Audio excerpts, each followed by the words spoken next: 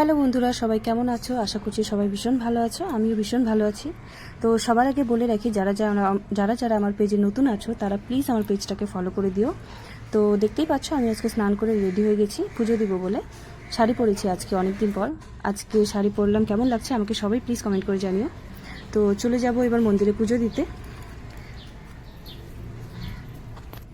এটা হলো আমাদের পাড়ার কালী মায়ের মন্দির। এই মন্দিরে শিবলিঙ্গ আছে। এই যে এটা হলো আমাদের পাড়ার খুব সুন্দর একটা মন্দির।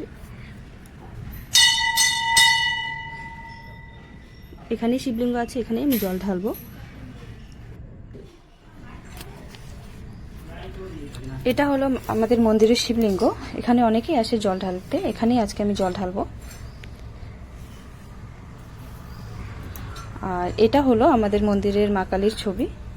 তো এই মায়ের মন্দিরেও আমি পুজো দেবো, মাকেও আজকে পুজো দেবো। মায়ের মন্দিরে এসেছি আর আমি মা কালীকে পুজো দেবো না, এটা তো কখনো হতেই পারে না। এই মা কালীর মন্দিরেই আমার বিয়েরও অনুষ্ঠান হয়েছিল, বিয়ের মণ্ডপ এখানেই সাজানো হয়েছিল। মা কালীর সামনে বসেই আমার বিয়ে হয়েছিল, তাই প্রতি বছর বিবাহ বার্ষিকীতে আমি এই মন্দিরে এসে পুজো দিয়ে যাই। তো এখানে আমি পুজোর জন্য সবকিছু রেডি করছি।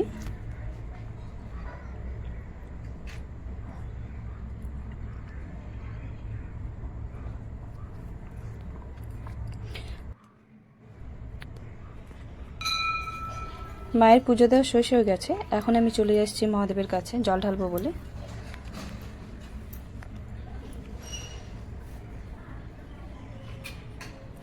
তো সবার আগে আমি প্রদীপ, ধূপকাঠি, মোমবাতি সবকিছু জ্বালিয়ে নিচ্ছি।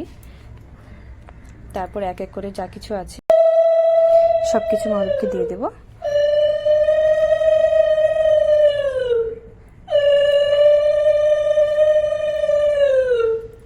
তো এখানে আমি চন্দন পরিয়ে নিচ্ছি, মহাদেবকে মালা পরিয়ে নেব এখন। তারপরে আমি আমার পুজো শুরু করব।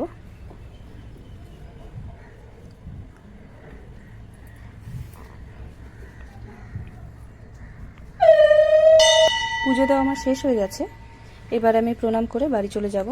তো আজকের ভিডিওটা আমি এখানেই শেষ করছি। নেক্সট ভিডিওতে আবার দেখা হবে। যদি ভিডিওটা ভালো লাগে সবাই প্লিজ ভিডিওটাকে লাইক, কমেন্ট অ্যান্ড শেয়ার করে দিও।